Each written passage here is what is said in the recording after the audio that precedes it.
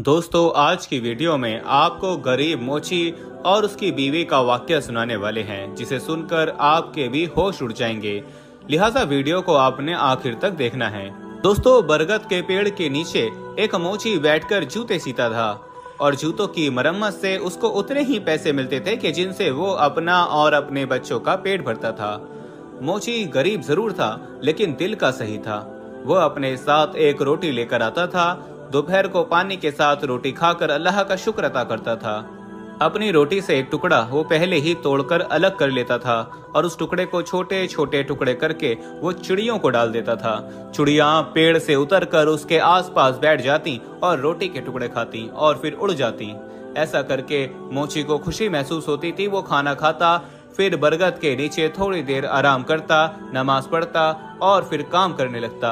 यही उसकी रूटीन थी। दोस्तों, वीडियो में आगे बढ़ने से पहले हम आपको यही बताना चाहते हैं कि शुगर एक ऐसी बीमारी है जो आजकल ज्यादातर लोगों में देखी जा रही है। इसलिए हम आपके लिए अफ्रीका की जड़ी बूटियों से बनी एक ऐसी दवाई लेकर आए हैं जिससे आपकी शुगर की बीमारी बिल्कुल जड़ से खत्म हो जाएगी। मर्दाना कमजोरी और धात के मरीजों के लिए भी हमारे पास बहुत ही कामयाब दवाई मौजूद है, जिसको अगर आप एक बार इस्तेमाल कर लोगे तो इंशाल्लाह अपनी दुआओं में हमेशा याद रखोगे। सिर्फ एक ही महीने ये दवाई खानी होती है। इस नंबर पर एड्रेस व्हाट्सएप करके आप दवाई ऑर्डर कर सकते हैं या फिर आप कॉल करके अपना ऑर्डर लिखवा सकते हैं। एक दिन एक मुसाफिर उसके पास आया। उसने मोची का ये अमल देखा तो वो कहने लगा, वाह भाई, आप तो सूखी रोटी खाकर भी अल्लाह का शुक्र अदा करते हो।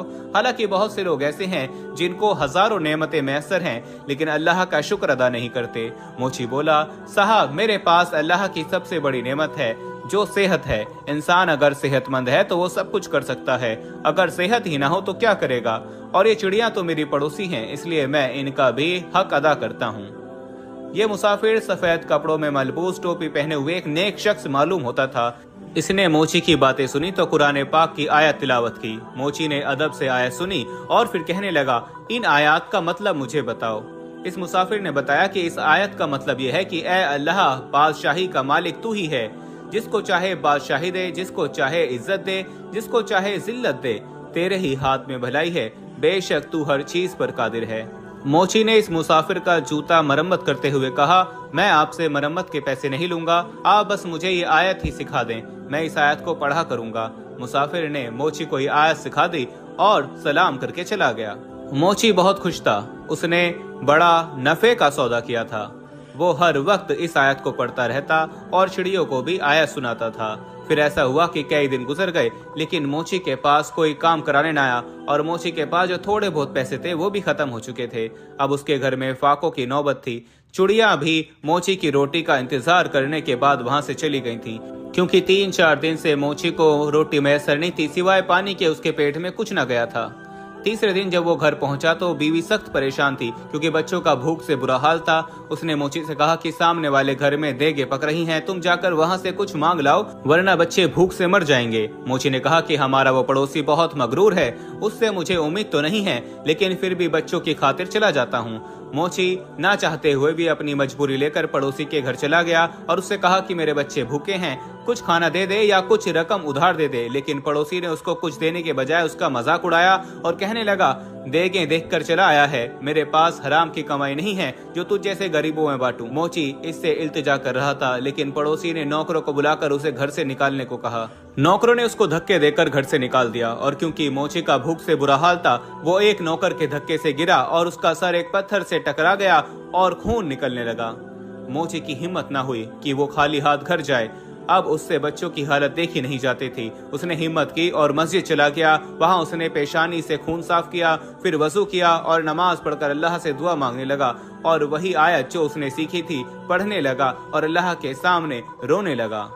अल्लाह ताला ने मोची की दुआ सुन ली थी। इतने में एक शख्स मस्जिद में दाखिल हुआ और नमाज अदा की। फिर मोची से कहने लगा, मैं एक सौदागर हूँ और सामान लेकर इस शहर में आया हूँ, लेकिन मेरा मुलाजिम बीमार पड़ गया है, मुझे एक मुलाजिम की जरूरत है, अगर तुम मेरे साथ मदद करो तो मैं तुम्हें उजरत दूंगा।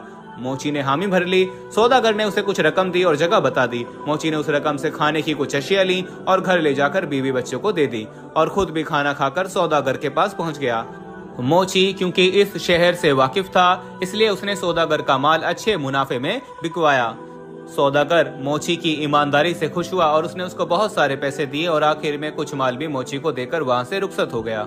अब मोची के पास इतने पैसे और माल था कि वो तिजारत कर सकता था। उसने तिजारत शुरू कर दी और कुछ ही अरसे में वो एक मालदार ताजर बन गया। उसने अपने लिए एक शानदार घर भी बनाया और घर बनाते वक्त उसने यही आयत जो उसको याद थी वो अपने घर के ऊपर लिखवाई, जिसका तर्जुमा था, ऐ अल्लाह, बादशाही का मालिक तू ही है, जिसको चाहे बादशाही दे, जिसको चाहे इज्जत दे, जिसको चाहे जिल्लत दे, तेरे ही हाथ में भलाई है, बेशक तू हर चीज पर कादिर है। मोची अब इस शहर का अमीर तरीन शख्स था और इसके आगे पीछे नौकर चाकर थे, लेकिन मोची की आज भी ये खूबी थी कि वो गरीबों और फकीरों से मोहब्बत करता था और उनकी इज्जत करता था, उनको खाना खिलाता था और उनकी खिदमत करता था।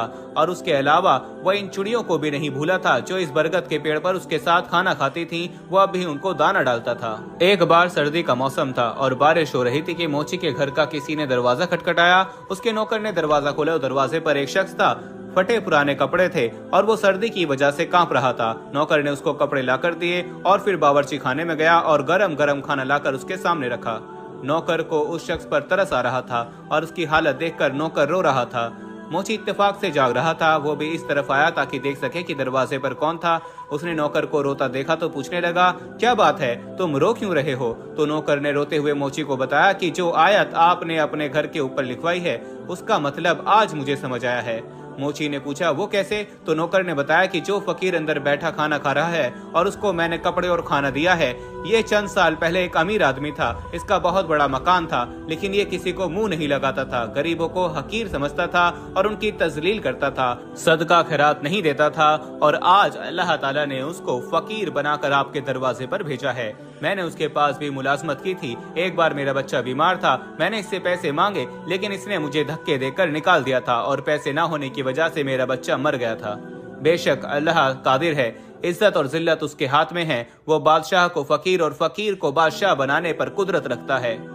मोची जब कमरे में दाखिल हुआ तो देखा कि उसका वही पड़ोसी बैठा खाना खा रहा है। मोची ने उसको बताया कि मैं वही मोची हूँ जो तुम्हारे पास खाना मांगने आया था और तुमने मुझे जलील करके धक्के मार कर निकाला था। उसके पड़ोसी ने भी उसे पहचान लिया और रोने लगा। उसने मोची को बताया कि अल्लाह ने उसको इसी बात की सजा दी है। कहने लगा, मेरा कारोबार तबाह हो गया, बीवी मर गई और बच्चे आवारा हो गए, मकान भी बिक गया और अब मेरे पास सर छुपाने का ठिकाना भी नहीं है। बेशक दौलत पर गरूर करने वालों का अंजाम बुरा होता है। अल्लाह ताला जिसे चाहे इज्जत और जिसे चाहे जिल्लत दे। अल्लाह ताला हर चीज पर कादिर है। मोची ने उसको तसल्ली दी और कहा कि तुम सच्चे दिल से तौबा करो और अल्लाह से माफी मांगो। अल्लाह की जात मेहरबान है, मैं तुम्हें कुछ रकम देता हूँ, उससे तिजारत करो, अल्लाह तुम्हारी मदद करेगा। दोस्तों, ये कहानी आपको कैसी लगी कमेंट सेक्शन में जरूर बताइएगा और वीडियो को शेयर करना हरगिज ना भूलिएगा। प्यारे दोस्तों, हम ये उम्मीद करते हैं कि आपको हमारी आज की ये वीडियो जरूर पसंद आई होगी।